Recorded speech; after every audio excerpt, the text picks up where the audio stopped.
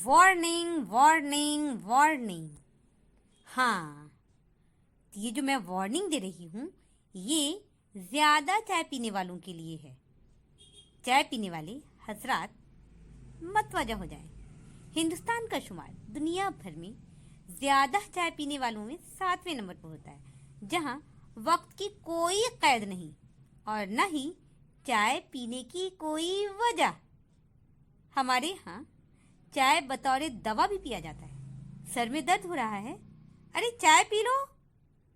थकावट हो गई है, चाय पी लो। नींद नहीं आ रही तो चाय पियो ना।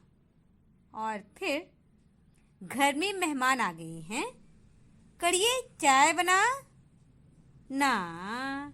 चाय ना हो गई अमृत जल हो गया।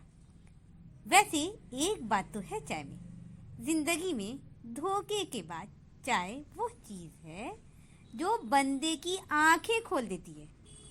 अरे छोड़िए साहब चाय के नुकसानात पर फिर कभी लेक्चर दूंगी। फिलहाल तो जो इस वक्त किचन से ऑनलाइन है, एक कप चाय आ दे, पत्ती ठोक के मीठा रोक के।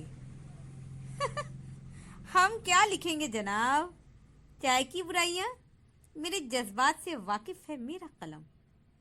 मैं चाहत जो लिखूं तो चाय लिखा जाता है। वाह वाह वाह वाह, ते आने वाह।